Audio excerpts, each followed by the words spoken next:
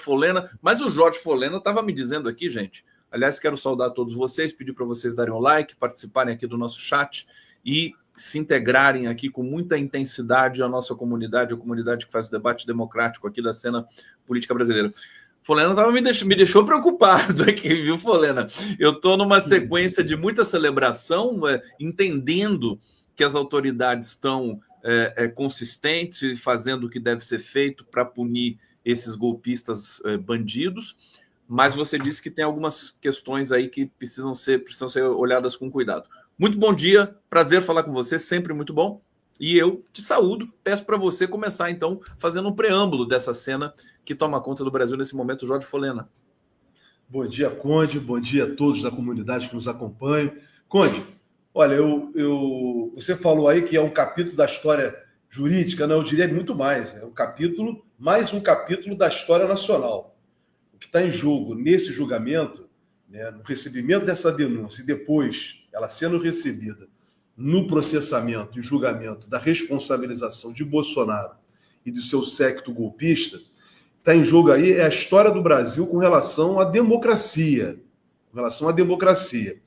Volto a dizer isso, que é um capítulo da história nacional. O que não foi feito, né, no fim da ditadura de 1964 a 85, entre 85 a 89, pela Nova República, que era para fazer exatamente isso que está acontecendo agora, com grande publicidade, com grande debate nacional, não foi feito com relação aos verdugos da ditadura, nós estamos fazendo agora. Por quê? Nós não fizemos entre 85 e 89, na Nova República, porém, possibilitou a volta dos defensores da ditadura de 64 a 85 no governo de Bolsonaro. Inclusive com o apoiamento dos militares.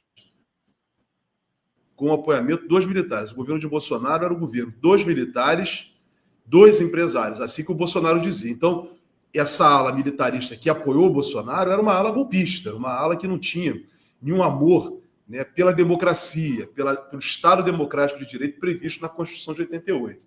Então, o que está em debate, por isso a importância da grande publicidade desse julgamento, todo mundo está ontem, né, todas as televisões, todos os sites, aqui o canal do Conde, o 247, diversos outros veículos, né, colocaram na íntegra, né, no momento ao vivo. Isso é importante para que se crie uma consciência nacional diante de tudo que é de errado que fez Bolsonaro.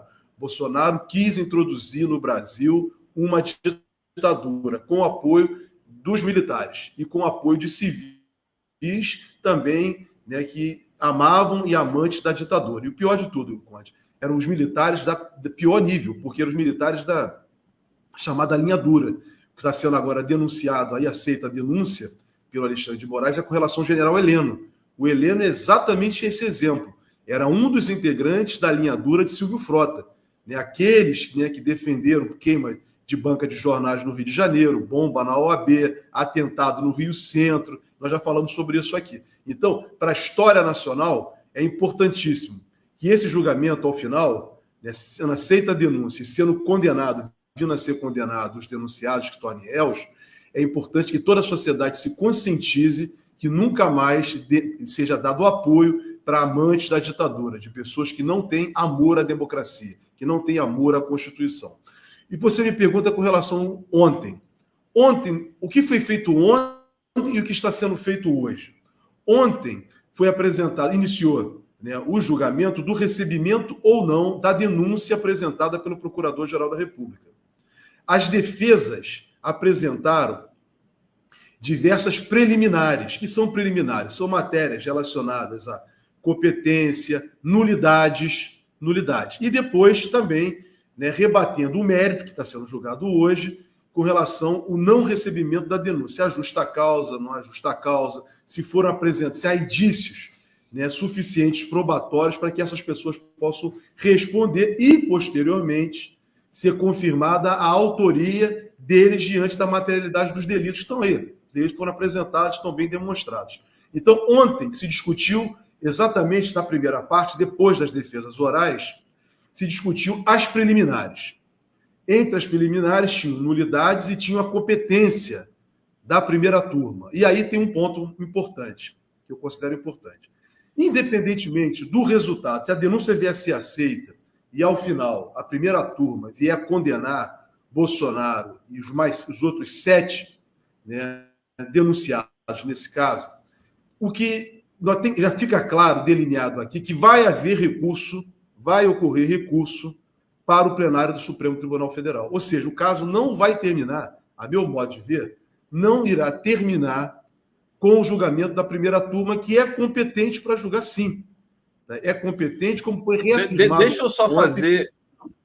eu só pedir para você, para a comunidade aqui entender corretamente o que você está dizendo.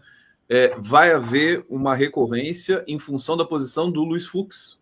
É isso? Muito, muito provavelmente. Porque o Luiz Fux, com relação a tudo, mas o Luiz Fux ontem levantou na preliminar de incompetência da primeira turma, ele defendeu como Jair Bolsonaro, boa parte desses atos apontados pelo Procurador-Geral da República, eles ocorreram entre 2021 a 8 de janeiro.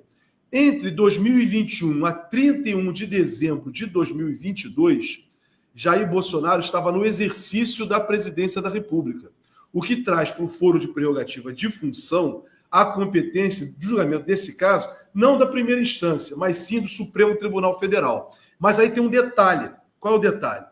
Como boa parte dessas acusações ocorreram durante o exercício do cargo de Bolsonaro na presidência da República, o Luiz Fux entende, foi esse o voto dele, que o órgão competente no Supremo Tribunal Federal para julgar deveria ser o plenário do Supremo Tribunal Federal e não a primeira turma. Eu entendo que esse argumento dele não procede, eu entendo também da mesma forma que a primeira turma, porque ele já não exerce mais o cargo de presidente. Então, quer dizer, não haveria necessidade para ele responder no plenário, teria que ter, inclusive, aprovação, como o Alexandre de Moraes falou, como previsto na Constituição, pelo Congresso Brasileiro. E não é o caso mais, o Bolsonaro não é mais presidente, mas pelo exercício da prerrogativa de função, os atos foram praticados como ele era presidente da República, o foro competente é o Supremo Tribunal Federal. Contudo, diante desse posicionamento do Luiz Fux, isso vai ser, provavelmente, as defesas irão recorrer para o plenário. E, se por acaso, não acredito que isso venha acontecer no futuro, mas o plenário do Supremo Tribunal Federal entender que a competência era do plenário, né, vai levar à nulidade do julgamento da primeira turma, para ter um outro julgamento no plenário do Supremo Tribunal Federal. Eu não acredito que isso vai acontecer, Conde. Não acredito. O que acontecer com relação ao entendimento do plenário, mas que a defesa vai apresentar isso e vai postergar a prisão de Bolsonaro.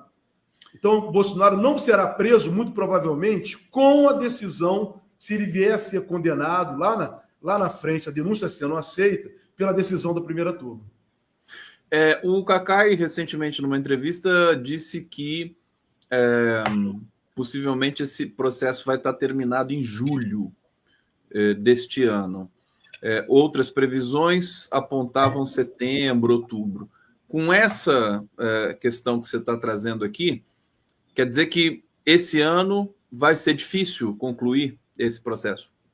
Conde, eu respeito a opinião dos meus colegas, mas cada um tem sua opinião. Mas, sinceramente, eu, como advogado, no meu escritório, quando as pessoas me procuram, eu falo, doutor, quanto tempo vai demorar esse processo? Eu digo para eles, olha, eu não vou dar tempo para o senhor ou para a senhora. Por quê? O advogado que diz que um processo vai ser rápido, ou vai durar um tempo específico, ele não é uma pessoa... Porque ele não depende do advogado, depende de uma série de fatores. Veja o julgamento da Carla Zambelli, só para que todos possam compreender. A Carla Zambelli já está condenada. Porém, o Cássio Nunes pediu vista. Pediu vista do processo. Então, essa condenação, que já tem voto suficiente, já foi postergada. Então, eu não gostaria de dizer, eu particularmente, não gostaria de dizer quando vai terminar o processo. O que eu posso dizer é qual é a tramitação do processo. E o que eu vejo que há uma boa vontade, há uma responsabilidade, o termo adequado é esse, há uma responsabilidade e um compromisso institucional dos ministros do Supremo Tribunal Federal de dar uma solução, primeiro, para esse caso contra o Estado Democrático de Direito. Bolsonaro não vai responder apenas por essa denúncia que foi apresentada. Ele vai responder, ele foi indiciado em muitos outros crimes. Então, mas há, nesse momento, por parte do Supremo Tribunal Federal, dos ministros, do próprio tribunal, um compromisso institucional de responder à sociedade brasileira, até porque ano que vem vai ter eleição.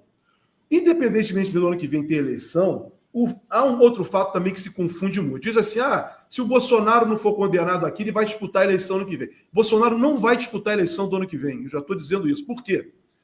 Nesse momento, o Bolsonaro está inelegível em 2 processos pelo Tribunal Superior Eleitoral.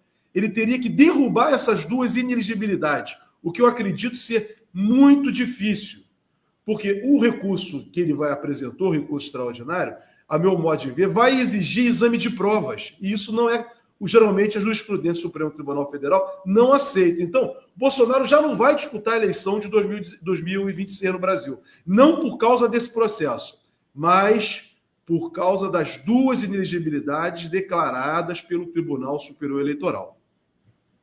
Folena, quer dizer, então, eu queria pedir para você fazer uma espécie de avaliação do julgamento de ontem e do começo desse julgamento de hoje. Ontem foram, enfim, 8 horas, basicamente, de falas, defesas, os advogados, um panorama do que a defesa, qual foi o ponto da defesa de maneira geral, se eles foram bem, se saíram bem. Eu queria ouvir de você um pouco isso, porque a gente saiu com a impressão de ontem que o STF esmagou o Bolsonaro e o resto daquela quadrilha ali, os 7 denunciados. Agora, você está dando aqui um panorama também para a gente de que não é bem assim. Quer dizer, existe um trâmite que se alonga no tempo. É para a gente celebrar ou não, afinal de contas, Folena? O que é? Fala para a gente, por favor. Conde, eu vou começar pelo início da nossa conversa aqui de hoje, quando você fala que isso é um fato da história. E é um fato da história. Tudo isso é um fato da história. A denúncia apresentada pelo Procurador-Geral da República é um capítulo da história do Brasil, como foi também o relatório da Polícia Federal. Agora está sendo um outro capítulo. Qual é o capítulo da história do Brasil com relação às ações contra o Estado Democrático de Direito no Brasil? É o capítulo em que a denúncia apresentada pelo Procurador-Geral da República está sendo examinada se ela tem pertinência ou não. Ou seja, há elementos suficientes relacionados aos indiciados, se eles devem ou não responder numa ação, num processo criminal. É isso que está em debate para que todos possam compreender. Se essa denúncia vier a ser aceita hoje, se terminar hoje, esse julgamento terminar hoje, o Bolsonaro e os outros 7 réus poderão amanhã, a partir de daqui a pouco, serem réus, o que eles não são réus ainda. Eles eram indiciados, foram denunciados. Aí, sendo réus, vai iniciar uma outra fase. Qual é a fase? É a fase do processo. Aí vai ter uma ação penal e vai começar o devido processo legal. É isso, por isso que ontem, né, eu vou dizer agora, eu acho que foram...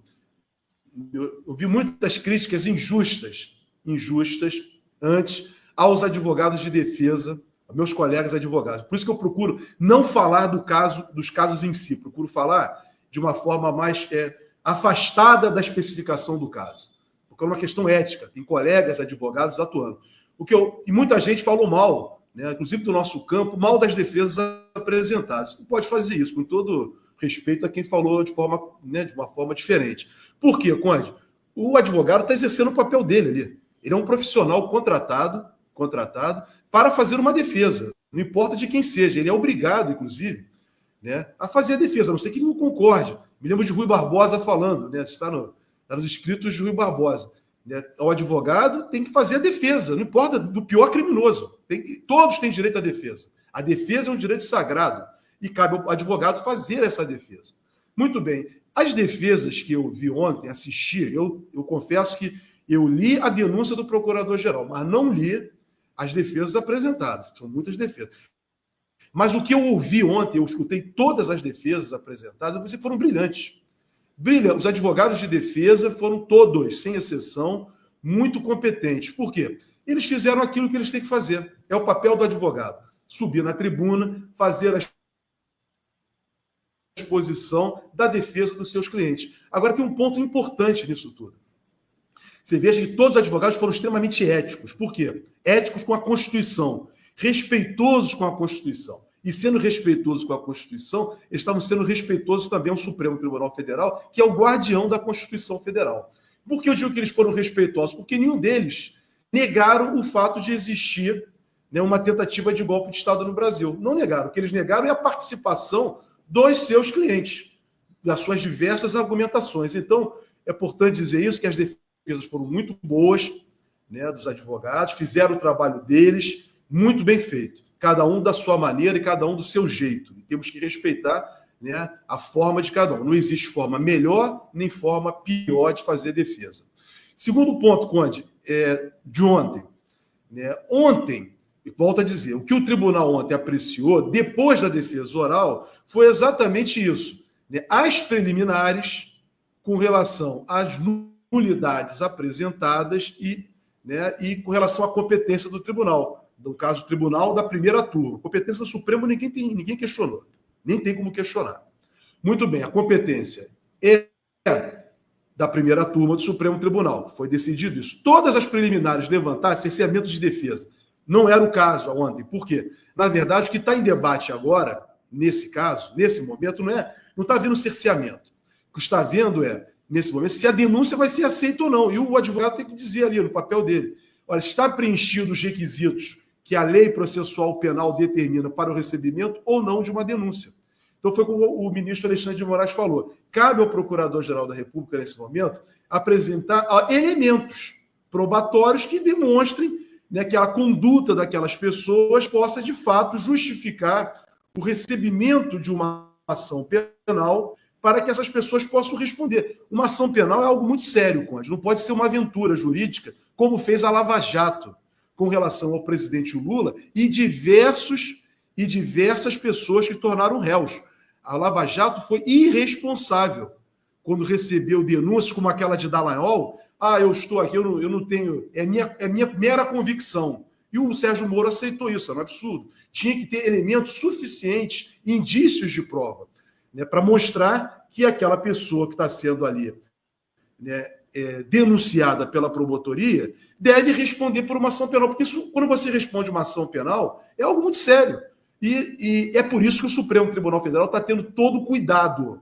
Todo cuidado. Então, ontem foi isso que aconteceu no julgamento. As posições de todos os ministros, de uma forma muito clara, todos nós podemos ouvir, inclusive tiveram cuidado, percebi isso, principalmente o Alexandre de Moraes e o ministro Zanin? Não, o que foi ministro da Justiça de Lula. Não, o Dino.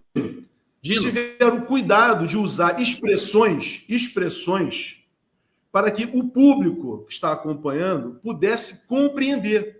É o que a gente procura fazer isso aqui, quem participa contigo. Usar expressões para que as pessoas possam compreender o que está acontecendo. Tiveram esse cuidado ontem. Né? Não usaram termos técnicos, mas tiveram esse cuidado.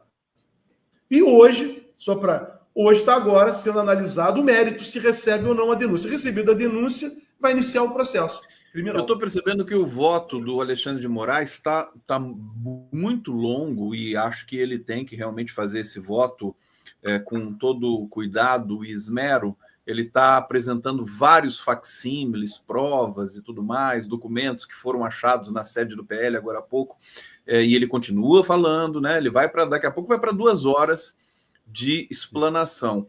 Agora, tô achando que porque eles deram a entender, o STF como um todo, a primeira turma, que não querem esticar esse julgamento, querem que seja rápido, no sentido de que não vamos perder tempo. Acho que os outros ministros hoje, tudo indica que eles não vão fazer votos extensos, né, Folena? O que você acha? Vamos lá. Vamos lá. O rito é assim mesmo. O que acontece hoje? Ou tem um ponto de ontem, Conde, que eu esqueci de falar, que é importante, que foi a confirmação da delação de Mauro Cid. Porque as defesas também questionaram que o Fux também foi contra, né? Não, ele votou a favor. O Fux só votou contra no ponto. Só a competência da primeira turma. Ele ratificou. Então foi ratificado ontem, importante isso, pela primeira turma, a delação do Mauro Cid. Até porque esse caso é diferente da Lava Jato, como os bolsonaristas querem fazer. Esse processo, essas ações penais né, que estão em curso, não, penais não, essas investigações, o Mauro Cid foi importante? Foi, mas não foi, isso não decorreu de Mauro Cid. As provas foram sendo colhidas pela polícia. Só lembrar que nós tivemos uma CPMI no Congresso Nacional que levantou uma série de elementos probatórios e remeteu para a Procuradoria-Geral da República, remeteu para a Polícia Federal, independentemente da delação de Mauro Cid. Então, o Mauro Cid é um colaborador?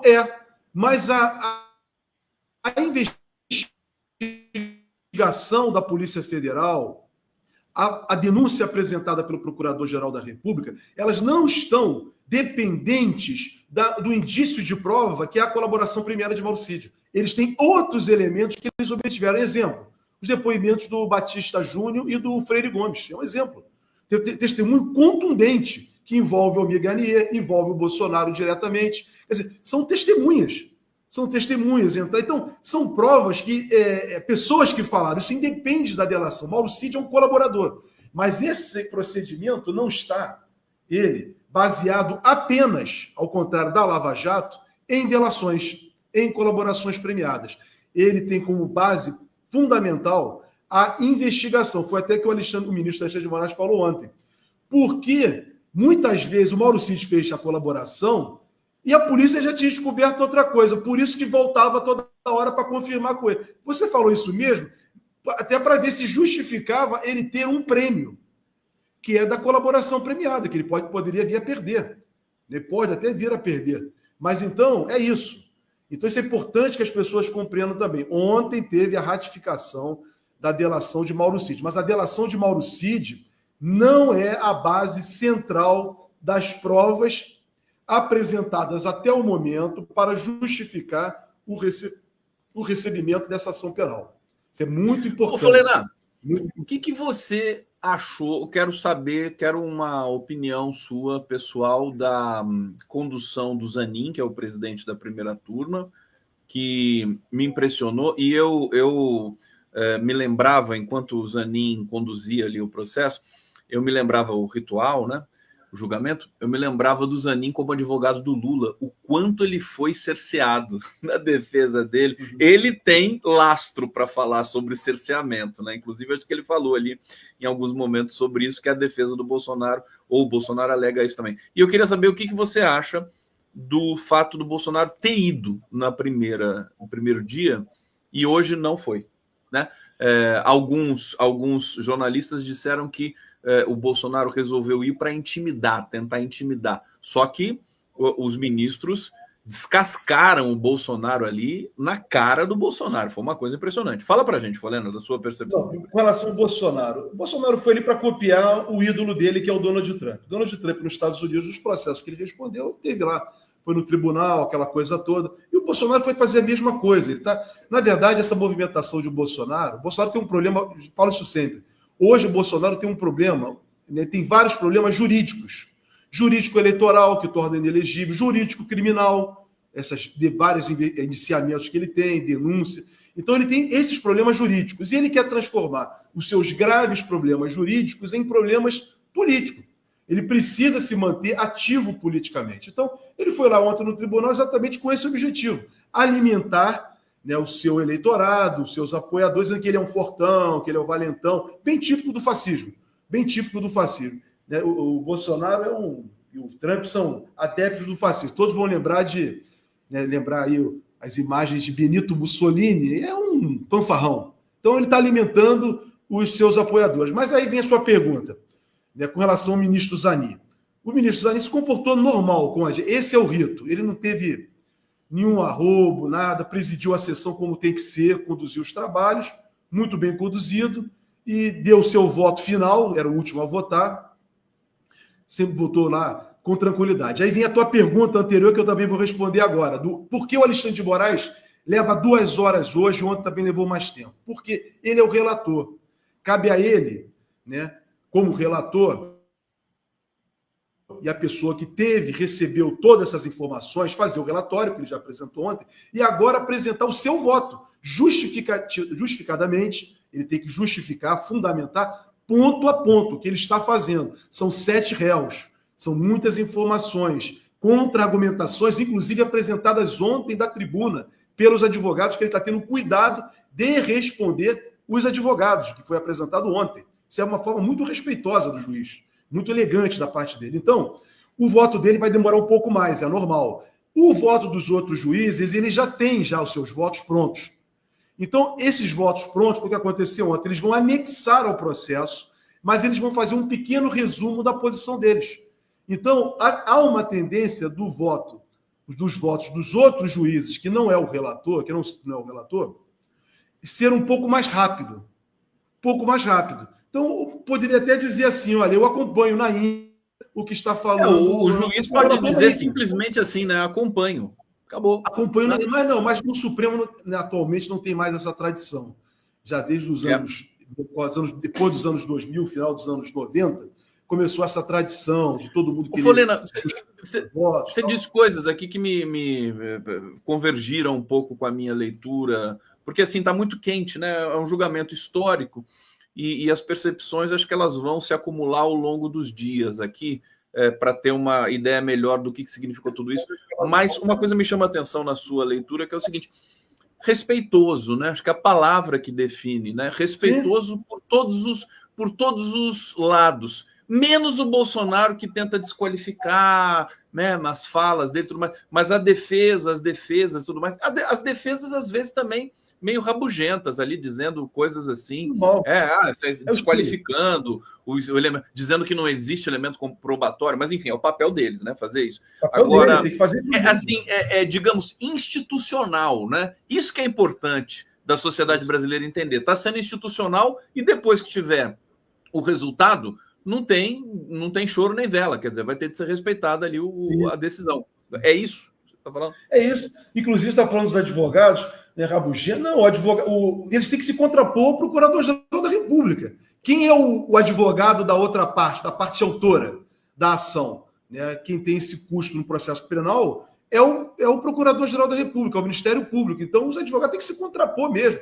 Desqualificar é normal. Mas isso. Você não concorda que tem maneiras e maneiras de se contrapor? Mas é estilo, é questão de estilo. Cada profissional tem seu estilo. Temos que respeitar o estilo, como tem juízes também que tem estilo.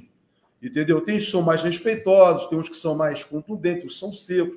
É com cada um, tipo, na vida, como cada um se comporta, entendeu? Ali é um tribunal, tem um rito, tem que ser respeitado o rito, né? E esse rito está sendo cumprido, está sendo observado, está sendo garantido. Cabe ao Bolsonaro, volto a concluir, fazer isso mesmo que ele está fazendo também. Nós temos que entender o papel do Bolsonaro. O papel dele é dizer que aquilo tudo é uma farsa, dizendo que ele está sendo perseguido, o que não é verdade. Ele não está sendo perseguido.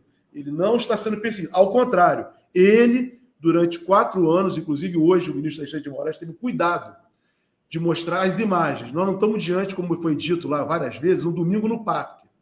Ele relembrou hoje, reavivou a memória daqueles que esqueceram, que só querem ver coisas boas, assim ele falou, o que aconteceu, né, em todo esse período após a eleição do presidente Lula.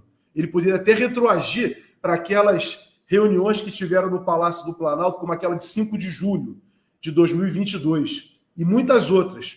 Então, ele não fez isso, mas ele poderia ter colocado, que eu acho que seria bom para reavivar a memória nacional. Então, Conde, o Alexandre de Moraes fez isso hoje, eu acho que isso foi corretíssimo, muito bom o que ele fez. Sabe, nós temos que reavivar isso. E isso facilita a todos a compreender que não foi um domingo no parque. Nós estamos diante de pessoas perigosíssimas contra a Constituição, contra a democracia e que queriam implantar uma ditadura no Brasil. Ele repetiu várias vezes. A Denise Assis aqui com a gente. Bem-vinda, Denise Assis. Muito bom dia. Tá aí, o Alexandre de Moraes está falando já quase 2 horas aqui. Não foi domingo no parque. Isso realmente tem um efeito retórico, acho que poderoso, né? Diante do. Constrange um pouco a plateia mais bolsonarista que está ali presente. Tudo bom, Denise? Tudo bem, tudo ótimo. Agora vendo vocês, meu amigo Folena, criatura ótima, carinhosa, generosa, atenciosa. Muito legal estar aqui. Com esse rosa nesse momento. Adorei o rosa. Toda mulher gosta de rosa. Nunca vi música mais cafona. É o hino da Damares. É o hino da Damares, meu Deus do céu. Não, mas eu nem pensei na Damares. Eu pensei que ficou tão bonito em você essa... Não, é porque o rosa é bonito, né? Essa é uma coisa que a gente... O rosa é bonito. A Damares que estragou, mas a cor é linda. Tirando a Damares... Damares não está no nosso pensamento. Folena, olha, vamos ficar atento, viu? Porque essa semana é uma semana muito intensa. De repente, a gente marca mais um papo para você trazer todo o seu conhecimento e nos alertar de certos processos aí, certos procedimentos dentro desse julgamento histórico. Obrigado, Jorge Folena. Beijo, Denise. Vamos ficar acompanhando aqui para ver a Denise aí, todos mais. Um abraço. Obrigada.